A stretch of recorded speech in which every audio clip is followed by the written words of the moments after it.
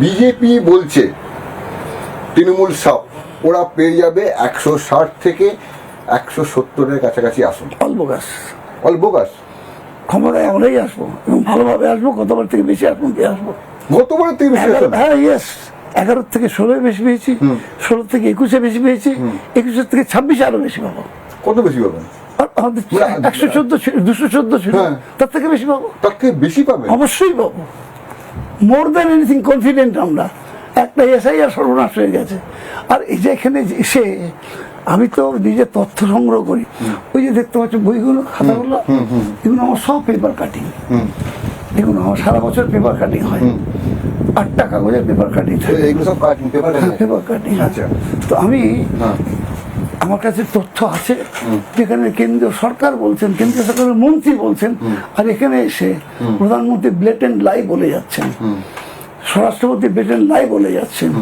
উনি কি কারণে মমতা বন্দ্যোপাধ্যায় সামান্য ক্ষুদ্র মানুষ, তার বিরুদ্ধে ভারতবর্ষের প্রত্যেকটা রাজ্যের মুখ্যমন্ত্রী, কেন্দ্রীয় সরকারের প্রধানমন্ত্রী, স্বরাষ্ট্রমন্ত্রী সবাই এসে পৌঁছে গেছেন এখানে। কি কারণে?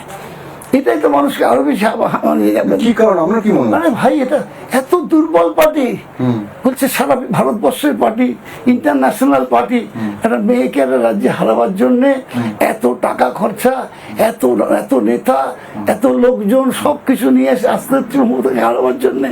বোঝা যাচ্ছে না তার ক্ষমতা কতখানি? সে সেই ক্ষমতা দিয়ে জিতবে, সেটা মানুষের দেওয়া ক্ষমতা, সেই ক্ষমতাতেই জিতবে মমতা বন্দ্যোপাধ্যায়।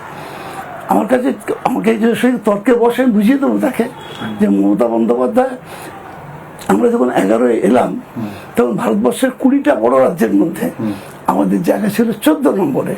আজকে ভারতবর্ষের 20টা রাজ্যের মধ্যে আমাদের জায়গা 3য় নম্বরে। মমতা বন্দ্যোপাধ্যায় এটাকে তুলে এনেছেন, আরো তুলবেন সামনে 26 থেকে। আমার কাছে সব তথ্য আছে, আমি বিনা তথ্যে কথা বলি না। কলকাতার এই 11টা সিট, 11টা সিটের মধ্যে তৃণমূল কংগ্রেস কোনটা কোনটা হারছে? কোনটা কোনটা হারছে? হারবে না তো। 11টার মধ্যে একটা হারবে না? কলকাতা সব কটা সিট পাবো। জোড়াসাঁকো? হ্যাঁ, ওখানে একটুখানি একটা কথা বলি, কেউ যদি দলের থেকে টিকিট না পায়, না পেয়ে সে যদি মনে করে কাউকে হারিয়ে দেবো, এত বড় নেতা কলকাতায় কেউ নেই। আজকে আমার এই জায়গাতে আমার টিকিট বেশি ধরা যাক, আমি টিকিট পেয়েছি বালিগঞ্জে কেউ অ্যাসপিরেন্ট ছিল, সে যদি মনে করে আমাকে হারিয়ে দেবে, সে মূর্খের সঙ্গে বাস করছে।